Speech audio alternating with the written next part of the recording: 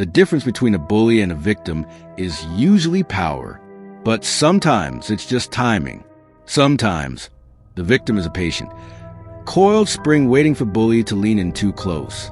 For Rex Rebar Jenkins, the clock started ticking the second he decided the lone woman at the gas pump was his easy entertainment for the night. He saw a tired single mother in an oversized hoodie. He missed the precise surgical discipline of the former UFC bantamweight contender, Clara the Claw Jimenez. And that mistake would cost him more than just his pride. It would cost him his reputation, his patches, and the ability to feel anything below his neck for a very interesting 5 minutes. The night was thick and quiet, interrupted only by the frantic hum of the neon sign above the Quick Stop Mini-Mart. The suburban gas station was usually deserted past 11 p.m. Clara Jimenez, running on fumes and a cold cup of coffee, just wanted 2 gallons of gas and to get back to her sister's house where her 7-year-old son, Leo, was sleeping. She looked like exhaustion wrapped in cheap denim. Her expression was drawn, marked by the double-shift grind of a single mother surviving on resilience and 4 hours of sleep, but the steady, almost unnatural stillness in her posture, a characteristic honed over years of professional fighting, should have been a warning to any predator. Her hands, thick and scarred beneath the synthetic gloves, were not the hands of suburban mom. They were weapons of calculated leverage. For 8 years, under the scorching lights of the octagon, she had been a terror in the bantamweight division, a precision striker with an unforgiving ground game. Though she stepped away from the active roster 2 years ago to focus on her son and start a modest coaching business, the training never left her. Her power wasn't loud, it was surgical. Then Rebar rolled in, his custom Harley, stripped down and loud, tore into the silence like a chainsaw through a cathedral. He killed the engine, leaving an abrasive silence that felt heavier than the noise. Rebar, 6'4" of thick, aggressive muscle, wore the colors of the Desert Dogs MC on his patch vest, a club known more for noise and honor.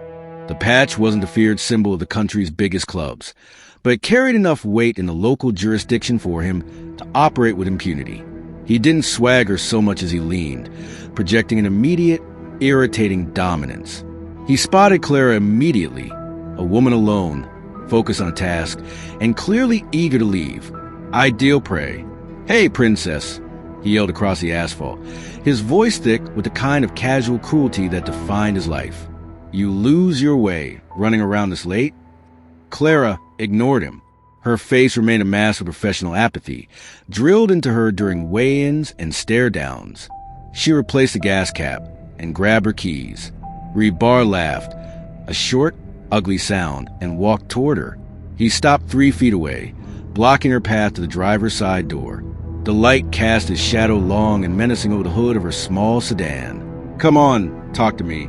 Looks like you need a man to make sure you get home safe. I'm offering." He let the suggestion hang in the air, heavy and repulsive. Clara turned slowly. Her eyes, usually warm and focused on her son, were now flat, assessing, calculating distance, weight distribution, and the 3 quickest routes to neutralization. "I'm fine," she said. Her voice was low, absolutely calm. "Step aside." Rebar grinned. "Oh, you got some fire, don't you? See, that's what I like." "No, darling. I don't think I'm going to step aside." He took a heavy, deliberate step closer, closing the distance to less than a foot. He reached out, the crucial, fatal mistake. His massive, grubby hand clamped down on her shoulder, intending to spin her around, to enforce his dominance. The very instant his fingers made contact, the years of exhausted training, the sacrifices, the pain, the discipline, all of it merged into a singular, devastating focus. Clara's professional identity, the claw, took over. The clock started ticking toward his humiliation. Clara didn't flinch.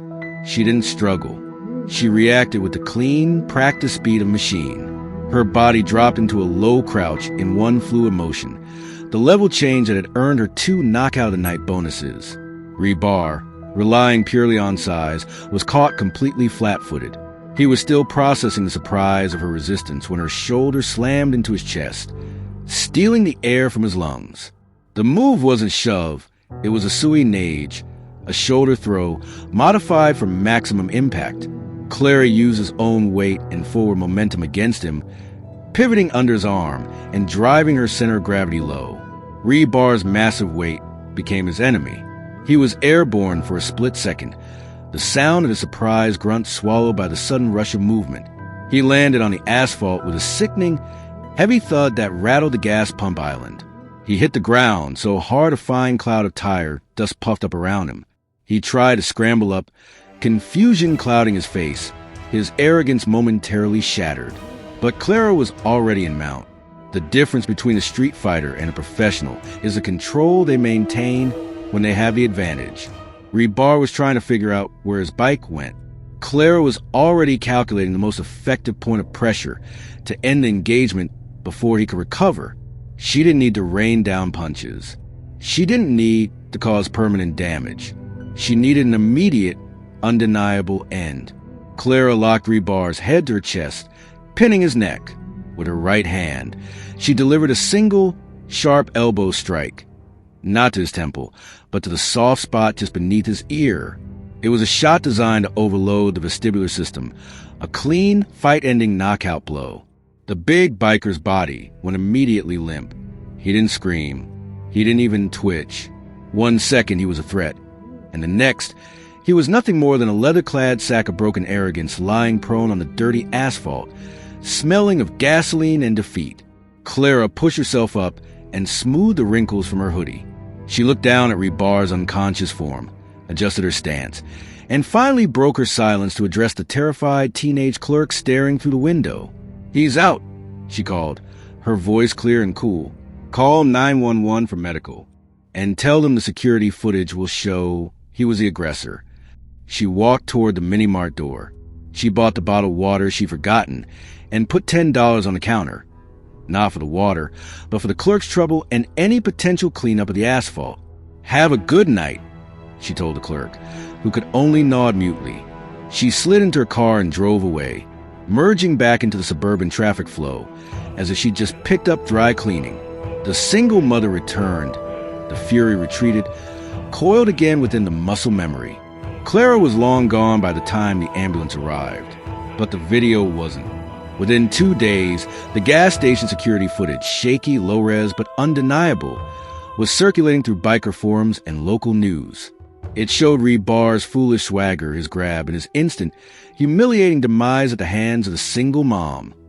The clip, quickly labeled UFC Mom KO, was a viral hit. The Desert Dogs MC didn't like the attention. Humiliation was bad for business, and failure was intolerable. 2 days later, Cole, Ironjaw Maddox, the president of the formidable Iron Jackals MC, the regional dominant club, which held the Desert Dogs in uneasy check, showed up at the sheriff's office. He wasn't there to fight. He was there to watch the full, high-definition footage of the encounter as a community partner interested in local disturbances. He watched Rebar get tossed like a sack of garbage. He watched him get knocked out with clinical precision. He watched Clara walk away, calm and collected. Cole left the station and drove to the Desert Dogs charter. He didn't need a vote. Rebar was still nursing a concussion, a bruised ego, and a severely strained relationship with the ground when he received his consequence. His patch was cut. "You disgrace the colors, Vandal," the Desert Dogs president told him grimly, reflecting the decision handed down by Cole of the Iron Jackals. "You targeted a woman alone, a civilian. That breaks the code of conduct." He waited for the next truth to sink in.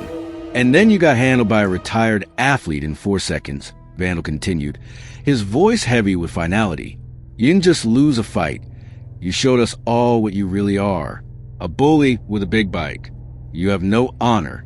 Vandal took the scissors and sliced the Desert Dog's patch cleanly down the middle, separating the two sides of the rocker. Rebar left the club that night, patchless and broken, both physically and reputationally. The world learned that arrogance is expensive, and money can't buy competence. And Rebar learned that on some suburban nights, the quietest person in the room might be the last person you ever want to challenge. Because some mothers don't just protect their cubs with fear. They protect them with precision, discipline, and the knockout power of a professional fighter. And in the world of true honor, even the biggest bully's debts are always paid.